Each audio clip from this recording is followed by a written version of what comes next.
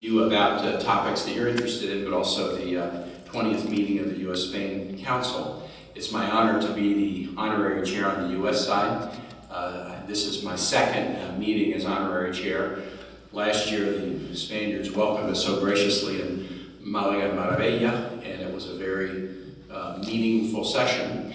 But this year, we feel really good to be here in San Agustin because there's so many topics to discuss. The number of asuntos keeps growing every year, but also to be here in this wonderful moment, Mes de la Herencia Hispana, Hispanic Heritage Month, and in the 450th anniversary in San Agustin. We both, I think, have a great sense of satisfaction that the visit of the King and Queen was a real success. I was with them Tuesday in Washington as they began a visit Tuesday morning by going into Virginia, thank goodness, to Mount Vernon to visit George Washington's home. They had, I think, a very productive meeting at the White House. We had a session at the Senate Foreign Relations Committee. Tuesday afternoon, they had events at the Wilson Center and at Georgetown Wednesday, Miami Thursday, and then yesterday here in San Agustin.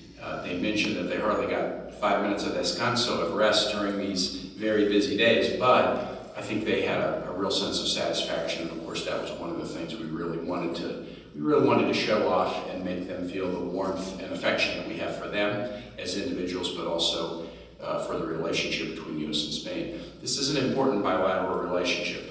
I think many of you might have been in attendance at the opening comments this morning. We had a session on trade. Trade is creciendo cada día between our nations, but we need to kind of really think about trade. It's not just exports and imports. It's also the sales that are made by Spanish firms in the United States and American firms in Spain, and the foreign direct investment, American firms investing in Spain and vice versa. I see this in Virginia. Spanish firms are major players in finance and infrastructure, and so that's why we have this meeting.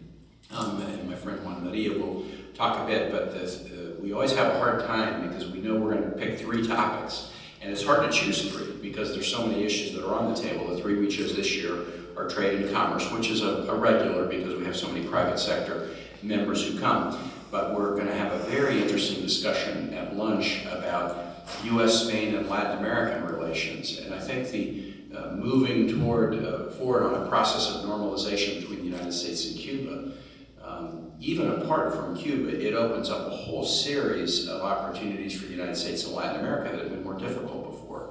We've already seen that, for example, in the meeting of the OAS back in the spring, that the new process of normalization with Cuba is just opening up different opportunities. And in that, Spain can be a wonderful ally, can be a guide, can be an interlocutor. And I think that there's real opportunities in this for Spain as well. So we'll have that discussion at lunch, particularly well-timed given announcements that President Obama made yesterday with respect to both commercial and travel regulations with Cuba. And then this afternoon, in your opening comments this morning, you said, but the most important issue at the end is our young people. You talked about Juventud. We're going to talk about STEM education and best practices for educating our young. Both of our economies are strengthening. The Spanish economy strengthening really at kind of a lead level in Europe. But both economies have risks, but also challenges, desafíos todavía. Unemployment, wages that are not growing as quick as we would like.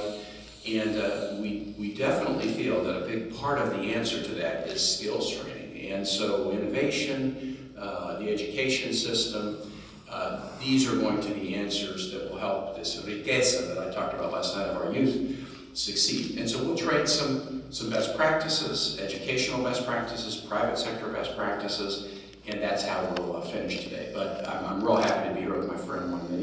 He and I have worked well in this capacity, and